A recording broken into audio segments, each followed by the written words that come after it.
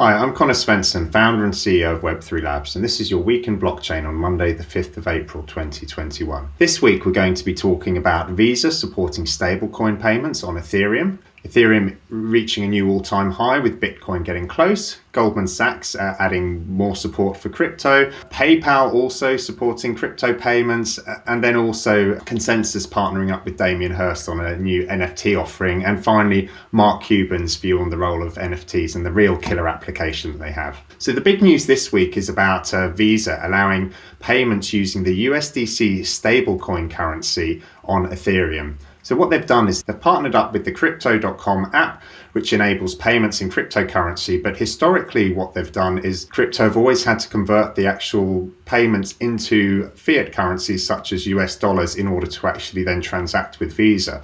But what they're actually doing in this pilot is they're actually converting the crypto into the USDC stablecoin, and they're actually paying Visa using the USDC stablecoin on Ethereum. So this is a huge step forward for actually staying within crypto for these actual payments on the Crypto.com app. On the back end, they're working with Anchorage, which is the first federal fully chartered digital asset bank, and also Visa's settlement partner for this. But it's a fantastic move forward within the payment space, especially when it's someone like Visa actually doing this.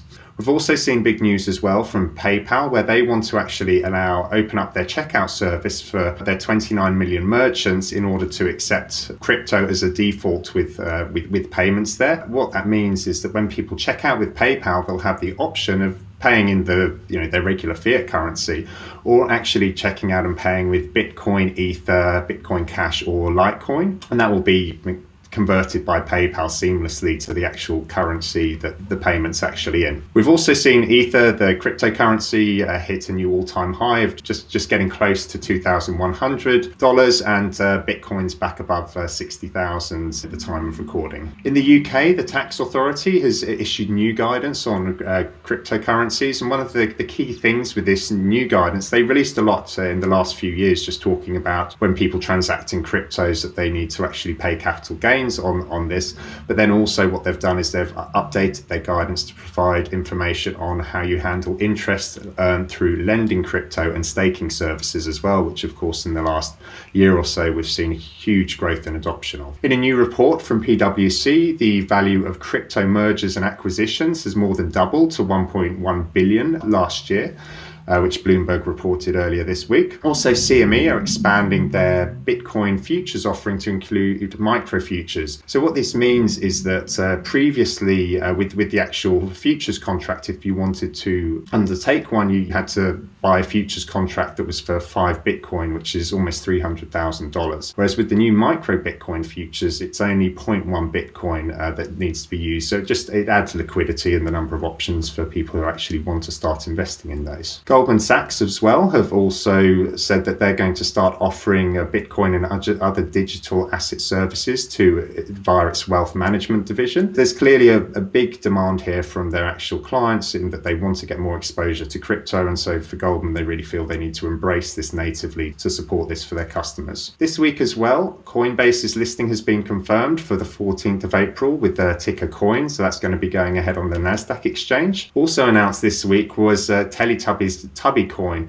an innovative new cryptocurrency employing the groundbreaking power of hug tech. Of course, it being April Fool's week, it did emerge to be an April Fool's, but the company behind it have basically said that they're going to make donations to a kids charity off the back of people who actually share the post there. So there's good things to come out of that. In the blockchain analytics space, Chainalysis, the blockchain analysis company, they announced on Friday that they'd actually closed a $100 million Series D financing, which doubles its valuation to over $2 billion, which just shows how much demand there is right now for these analytics services, especially for governments and those sorts of individuals who actually want to be able to track how cryptocurrencies are being used. We mentioned last week about the Ethereum developer Vlad Zamfir, who'd actually launched an injunction against Casper Labs because of the usage of the name Casper, which was tied in with the proof of stake protocol mechanism that he'd helped pioneer. Unfortunately, the injunction was denied. Block production on the blockchain network Cardano is now fully decentralized.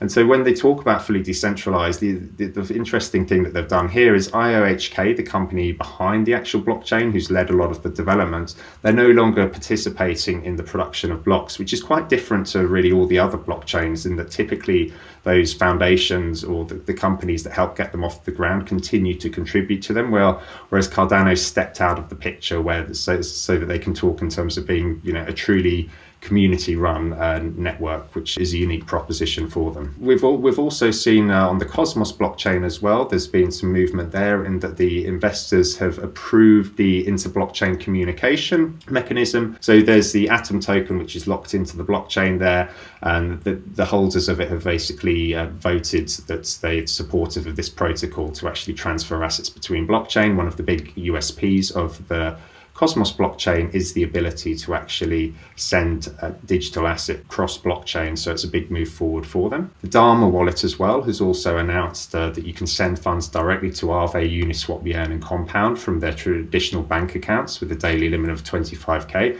This is significant news as well, because one of the barriers to entry in DeFi is transaction fees. A lot of the time people need to take fiat currencies, trade them on an exchange to get hold of a cryptocurrency, then put those into a cryptocurrency wallet, which requires an additional transaction before they can actually send them into one of these decentralized finance protocols.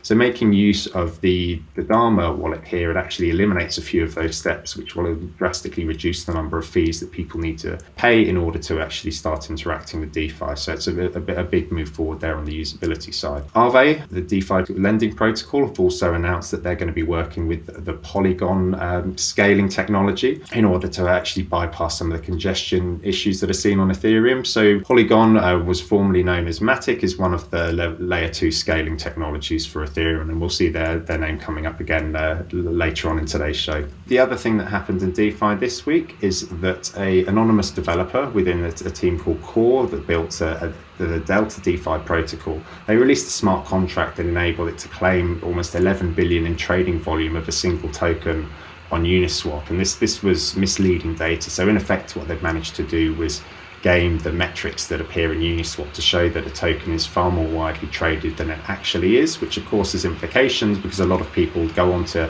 Uniswap to look at the liquidity of these tokens in order to think about how much whether it makes sense to work with them. Going to other statistical sites, you can actually work around this, but the point is that someone finding a way to game the Uniswap protocol there is not ideal for them, so they're no doubt working on a way to not suffer from this problem again. In NFTs, there's been a lot of activity continuing to happen. Big news here is that Consensus has lined up the artist Damien Hirst to actually launch a new NFT art protocol. He's going to be creating, there's going to be 10,000 works on paper that are tied to corresponding NFTs using what's called the Palm NFT platform, which Consensus has announced, which runs on top of a side chain, so it also bypasses some of the transaction and electricity cost concerns about using Ethereum. Uniswap as well, they released the V3 video promoting their new platform, which we spoke about last week, and the actual NFT of this sold for $525,000,